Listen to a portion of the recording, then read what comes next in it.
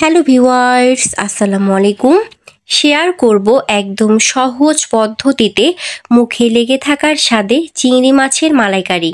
ভিডিওটি না কেটে একদম শুরু থেকে শেষ পর্যন্ত step by step full recipe দেখতে থাকুন। আশা করছি আজকের রেসিপিটি সকলের কাছেই ভীষণই ভালো লাগবে। তো চলুন দেখে নেই চিংড়ি মাছের মালাইকারির জন্য কি কি উপকরণ লাগছে। আমি এখানে একটা মিডিয়াম সাইজের নারকেলের অর্ধেকের একটু বেশি নারকেল কোড়া নিয়েছি। দিয়ে দিব গরম পানি। গরম পানির সাথে নারকেল বেশ ভালো মতো মিক্সড করে 15 মিনিটের জন্য রেখে দিব। ততক্ষণ রেডি করব বাকি উপকরণ। তো আমি এখানে চিংড়ি মাছ নিয়েছি। চিংড়ি মাছের লেজা, মাথা, শুঁড় সবগুলোই বেশ ভালো মতো ক্লিন করে নিয়েছি। অনেকে আছেন এই সবগুলো রেখে দেন দেখার সৌন্দর্যের জন্য, তো আমি পরিষ্কার করেছি, আপনারা চাইলে রেখে দিতে পারেন। তো এরপরে দিয়ে দিব এখানে লবণ, সাথে দিয়ে দিব এখানে হলুদ গুঁড়ো, মরিচ গুঁড়ো। সবগুলো উপকরণ একসাথে ভালো মতো মিক্সড করে 10 মিনিটের জন্য রেস্টে রেখে দিব। ততক্ষণ রেডি করব বাকি উপকরণ। নিয়ে নিয়েছি এখানে মৌরি, জিরা, সাথে রয়েছে পেঁয়াজ, সাথে রয়েছে এখানে রসুন, আদা, কাঁচামরিচ, দারুচিনি, লং এবং সাদা এলাচ। আশা করছি আপনারা পরিমাপ দেখে বুঝতে পেরেছেন কি পরিমাপ নিয়েছি। সাথে নিয়েছি 1 চামচ সরিষা। এই সরিষা ছাঁকনির সাহায্যে ধুয়ে নিলে একটা সরিষাও পানির সাথে চলে যাবে না এবং সরিষাগুলো বেশ ভালো মতো পরিষ্কার করা হবে। এখন সবগুলো উপকরণ একসাথে ব্লেন্ডারে 1 চামচ পরিমাপ লবণ দিয়ে ব্লেন্ড করে নেব। লবণ এবং কাঁচামরিচ দেওয়াতে সরিষায় তিতাভাব থাকবে না। আপনারা যদি সরিষা স্কিপ করতে চান সেক্ষেত্রেও কাঁচামরিচটা অ্যাড করতে হবে। নারকেল ঠান্ডা হয়ে যাওয়ার পরে আমি এটাকে ব্লেন্ডারে ব্লেন্ড করে নিয়েছি। তো এবারে এটাকে ছাঁকনির সাহায্যে ছেঁকে নিতে হবে। চামচ দিয়ে এভাবে চেপে দিলেই নারকেল থেকে নারকেলের দুধটা ইজিলি বের হয়ে আসবে। তো নারকেলের দুধ বের করার পরে যে নারকেল কোড়া থাকে এটা অবশ্যই কোনোভাবে ফেলে দেবেন না। এটার সাথে চিনি মিক্সড করে মুড়ি দিয়ে মাখিয়ে খেতে ভীষণই ভালো লাগে। আশা করছি আপনাদের কাছেও ভালো লাগবে।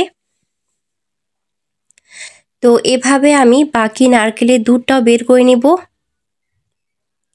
নারকেলের দুধ রেডি।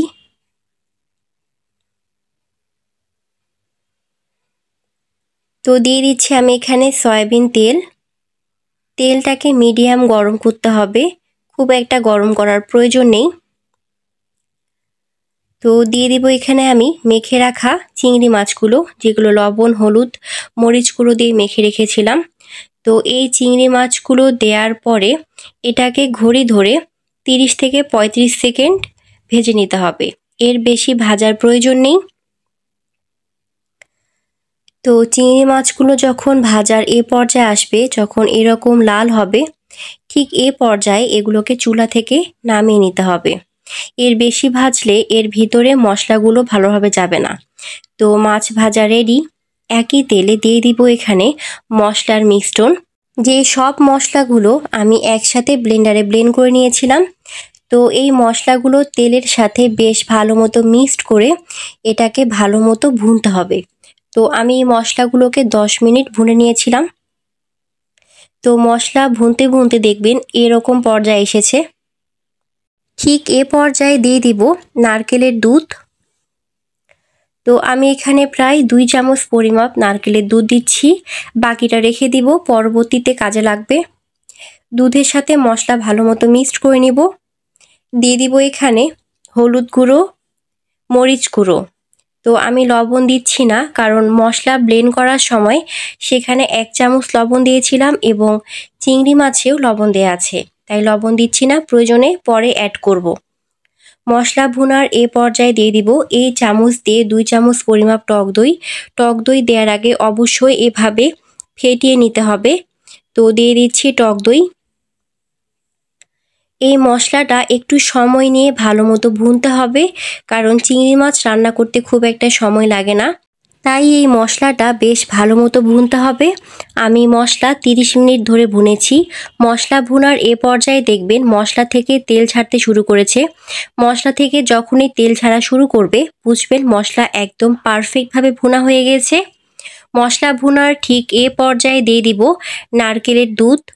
আমি পুরো নারকেলের দুধটা দিয়ে দিচ্ছি। এরপরে মশলার সাথে নারকেলের দুধ বেশ ভালো মতো মিক্সড করতে হবে। এভাবে খন্তার সাহায্যে ঘুরিয়ে ঘুরিয়ে এই মশলাটাকে নারকেলের দুধের সাথে মিক্সড করতে হবে। তো এ পর্যায়ে চুলার ফ্লেম হাই রেখে দিব। হাই ফ্লেমে এটাকে জাল করব। যখন এরকম বয়েল হবে দিয়ে দিব এখানে ভেজে রাখা চিংড়ি মাছ। সবগুলো মাছ দিয়ে দিলাম। মাছের সাথে মশলা বেশ ভালো মতো মিক্সড করে মিডিয়াম টু লো ফ্লেমে এটাকে 15 মিনিট জাল করে নেব। এ পর্যায়ে অফ ক্যামেরায় আমি হাফ কাপ পানি দিয়েছিলাম। 15 মিনিট পরে দেখবেন মশলার উপরে তেল এরকম ভেসে উঠেছে। তো এটাকে একটু নেড়ে চেড়ে দিব। তারপরে দিয়ে দিব এখানে ফালি করে রাখা কাঁচামরিচ। আমি এখানে 2টো কাঁচামরিচ দিয়েছি। সাথে দিয়ে দিব এখানে গরম মশলা গুঁড়ো।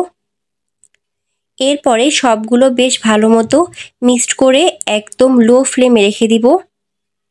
চিংড়ি মাছের মালাইকারি এখন চুলার লো ফ্লেমে আঁচে আঁচে হয়ে যাবে। এভাবে রেখে দিব এটাকে 10 মিনিট।